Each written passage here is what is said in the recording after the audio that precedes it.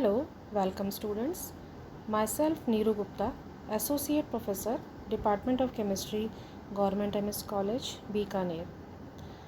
Students, आप BSc part 1 का first paper पढ़ रहे हैं.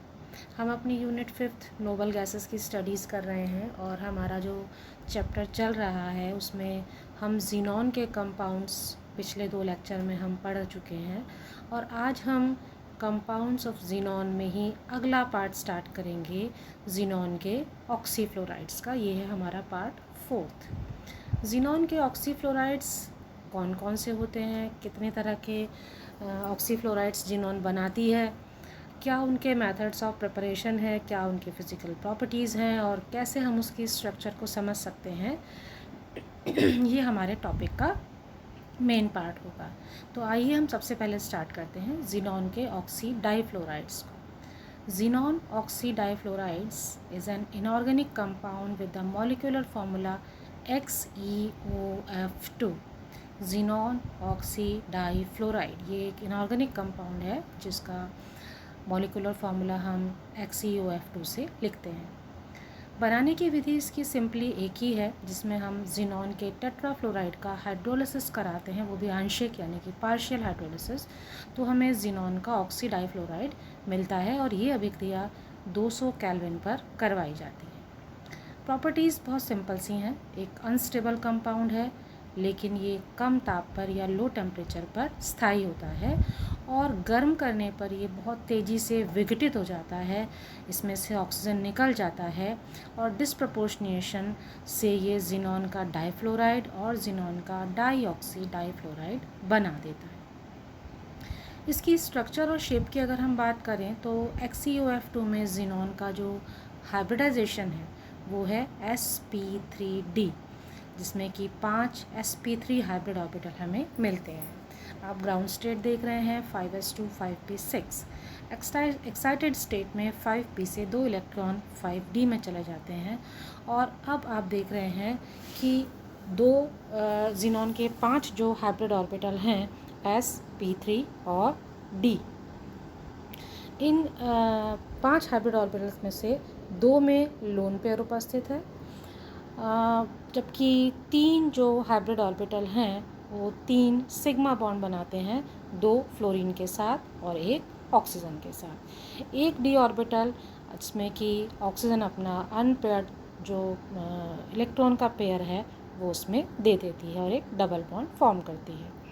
हाइब्रिडाइजेशन जो कि sp3d है तो स्ट्रक्चर इसकी ट्राइगोनल बाइपिरामिडल होती है और 2 लोन पेयर के ज़ीनॉन पर चूँकि 2 लोन पेयर उपस्थित हैं इसलिए ज़ीनॉन ऑक्सी डाइफ्लोराइड का मॉलिक्यूल टी शेप का होता है.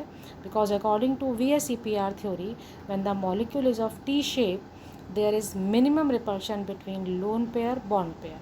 टी शेप में लोन पेयर और बॉन्ड पेयर के बीच अगर हम VSEPR की थ्योरी के आधार पर बात करें तो मिनिमम रिपल्शन होता है यानी कि मॉलिक्यूल स्टेबल होता है और इसीलिए इस XeOF2 की स्ट्रक्चर ज़ीनॉन के ऑक्सी डाइफ्लोराइड की स्ट्रक्चर एक टी शेप संरचना होती है. इसमें ज़ीनॉन के पास आप देख रहे हैं 2 लोन पेयर हैं, 2 सिग्मा बॉन्ड बने हैं फ्लोरीन के साथ और एक ऑक्सीजन के साथ सिग्मा और पाई बॉन्ड बनता है. तो ये ज़ीनॉन का ऑक्सी डाइफ्लोराइड था. नेक्स्ट जो कंपाउंड हम देखेंगे वो है ज़ीनॉन का ऑक्सी टेट्राफ्लोराइड यानी कि 4 फ्लोरीन यहाँ इसमें हमें दिख रहे हैं. It is an inorganic chemical compound, colourless रंगहीन स्टेबल लिक्विड है जिसका मेल्टिंग पॉइंट -46.2 डिग्री होता है और इसको बनाने के जो 2 विधियां हैं वो बड़ी सिंपल सी हैं. पहली विधि जिसकी हम बात कर रहे हैं उसमें सिलिका और ज़ीनॉन के हेक्साफ्लोराइड की रिएक्शन करवाई जाती है और ज़ीनॉन का ऑक्सी टेट्राफ्लोराइड तथा सिलिका का टेट्राफ्लोराइड हमें मिलता है. सेकेंड मेथड में हम ज़ीनॉन के हेक्साफ्लोराइड का पार्शियल हाइड्रोलिसिस कराते हैं 77 केल्विन पर तो हमें ज़ीनॉन का ऑक्सी टेट्राफ्लोराइड और हाइड्रोजन फ्लोराइड के 2 मॉलिक्यूल्स प्राप्त होते हैं. प्रॉपर्टीज़ सिंपल हैं. सबसे पहले अगर इसे हाइड्रोजन के साथ गर्म किया जाए तो ये ज़ीनॉन में रिड्यूस हो जाता है या अपचयित हो जाता है और एक पानी का मॉलिक्यूल भी प्राप्त होता है. सिलिका के साथ ये रिएक्शन करके ज़ीनॉन का ट्राई ऑक्साइड हमें देता है और सिलिका ट्राइफ्लोराइड भी साथ में बाय प्रोडक्ट के रूप में बनता है। पानी के साथ अभिक्रिया होने पर जिनॉन का डाईऑक्सी डाईफ्लोराइड प्राप्त होता है और चूंकि ये एम्फोटेरिक है नेचर में, तो ये एनायन और कैटायन दोनों बनाता है। यदि इसकी एंटीमनी एस पेंटाफ्लोराइड या NOF के साथ रिएक्शन करवाई जाए तो एक स्थिति में आप देख रहे हैं कि यहाँ कैटायन फॉर्म करता है और दूसरे में ये एनायन फॉर्म करता है, इसलिए ये उभयधर्मी प्रकृति का होता है। इसकी शेप और स्ट्रक्चर के बारे में जब हम बात करेंगे तो हम ये देखते हैं कि XeOF4 में मॉलिक्यूल कोवेलेंट है, यानी कि सहसंयोजक है सभी बंद, और इसमें जिनॉन की जो हाइब्रिड स्टेट है, जो संकरित अवस्था है, वो है sp3d2। 5 इलेक्ट्रॉन जो है वो 5d ऑर्बिटल इसमें हाइब्रेशन में भाग नहीं लेता, पाई बॉन्ड बनाने में लेता है। 4 फ्लोरीन एटम्स प्लेनर होते हैं और ऑक्सीजन की अपनी पोजीशन फ्लोरीन एटम के साथ देखने से जो मिलती है उसमें मैक्सिमम रिपल्शन होने के कारण ये एक अनस्टेबल स्टेट को शो भी करता है। तो ऑपोजिट पेयर्स होने के कारण ही ये स्टेबिलिटी दिखाई पड़ेगी हमें यहाँ पर। हम इसकी एक हाइब्रिड स्टेट के बारे में पहले बात कर लेते हैं। जिनॉन 5s और 5p ये इसका ग्राउंड स्टेट कॉन्फ़िगरेशन होता है। एक्साइटेड स्टेट में आप देखिए 5p के तीनों इलेक्ट्रॉन्स 5d में चले गए। sp3d2 यानी कि 1s 3p और 2d हाइब्रिडाइजेशन संकरण में भाग लेंगे और ये 6 सिग्मा बंध बनाते हैं।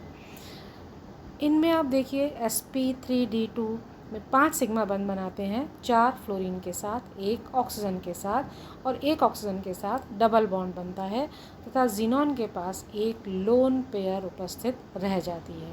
तो ये जो संरचना बनती है वो बनती है स्क्वायर पिरामिडल यानी कि वर्ग समतलीय संरचना। और ये यहाँ भी जैसा हमने ऊपर अभी बात की कि all the 4 fluorine atoms are planar, चारों के चारों फ्लोरीन समतलीय अवस्था में है।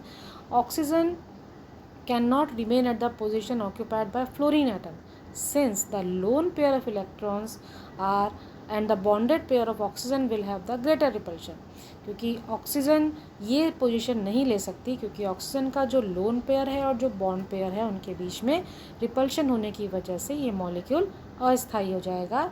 Hence the opposite position of lone pair and oxygen are the suitable condition, यानी कि जो जिनॉन का लोन पेयर है और ऑक्सीजन का बॉन्ड पेयर है वो एक दूसरे के ऑपोजिट होते हैं, जिससे कि मिनिमम रिपल्शन होता है और ये मॉलिक्यूल स्थायी हो जाता है।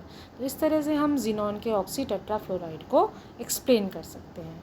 तो स्टूडेंट्स, आज आपने जिनॉन का ऑक्सी डाईफ्लोराइड और ऑक्सीजन जिनॉन का ऑक्सी टेट्राफ्लोराइड देखा। इनके बारे में हमने इनकी मेथड ऑफ प्रिपरेशन, प्रॉपर्टीज़ और स्ट्रक्चर के बारे में स्टडी किया। स्टूडेंट्स, इसके बाद हमारा एक टॉपिक और रह जाएगा जिनॉन के कंपाउंड्स का और कुछ यूजेस जो हम पढ़ेंगे, एंड वो हमारा इस चैप्टर का भी लास्ट टॉपिक होगा।